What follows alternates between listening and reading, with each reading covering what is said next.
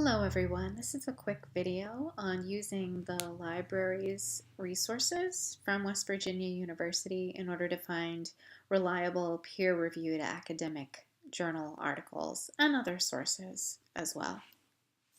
So the first thing that I wanted to call your attention to is the English 102 Research Guide. And this is referenced in the modules, but I'm not sure that everyone has seen it. So I wanted just to make sure that you knew that it's here. So if you go to libguides.wvu.edu, you can search for the English 102 Research Guide. And again, it's linked in our modules. But this research guide has descriptions of how to find sources, an activity on getting to know different kinds of sources, a section on how to do research, so finding your research topics, refining your research questions, publication and source types. I know that several of you had asked me about the difference between primary and popular sources, and I could see from your annotated bibliographies that you were struggling with this. So this actually has a clear definition, and then information about how to find publication information. So I would encourage you to take a look at the English 102 Research Guide as you're continuing to find and search for sources.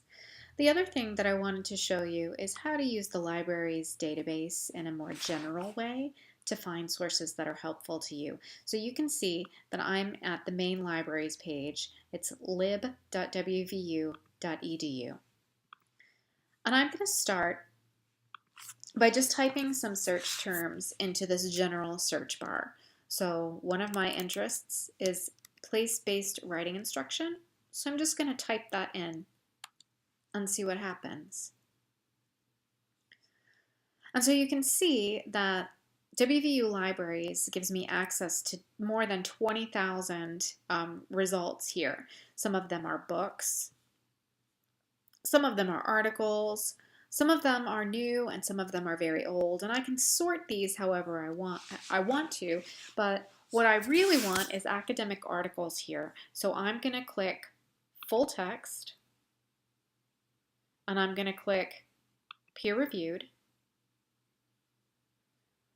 And then I'm going to scroll down and click last 5 years because I already know the foundational stuff. I really want the most current sources here. So then if I look at the results, I've still got more than 2,000 articles to kind of comb through, and that's too many. And I can see that some of them, like this is a mathematics teacher, it's really not what I'm looking for. Science teaching. What I'm really looking for is writing instruction. So I'm just going to tweak my search terms here a little bit. I want to make sure that that place-based is really important. So I'm going to put it in quotation marks.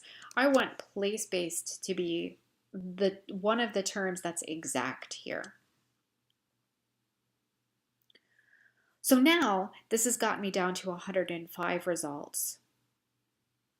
And again, I'm going to make sure that I click full text because I want to be able to see the whole thing, and peer reviewed, and then the last 5 years. So if I look what I have now, I have one on digital storytelling, which looks pretty interesting. And here's another one, a multidisciplinary framework for place-conscious education.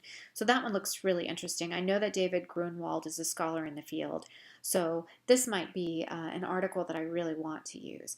So I'm going to click that article, and I see that because I'm signed in, I have access to the full text of this. So I'm going to click View Full Text, and it's going to take me to the publication, the Sage Journals, where this article is housed, and then all I have to do is click the title of the article, and now I have access to it. So I can go ahead and download this to my computer if I want to, or I can read through it and make sure that it's something that I want to use before I download it, but I have access to the whole article. And again, I can do this with any number of articles that are listed here. So I hope that this has given you an idea of how to find more academic sources, how to look for things, how to narrow your search results. There's an activity in Joining Academic Conversations on narrowing keywords, but a good thing to think about is if you find an article that works really well for you, something else you might do is look at the keywords for that article. So if I click this one again, it gives me a description that I can look at. And now I have these keywords that I can use to continue refining my search. So I hope that this video was helpful. I hope it made sense. Again, make sure you're signed in or you won't have access to the full articles. But this is how you get around having to pay for things on Google Scholar.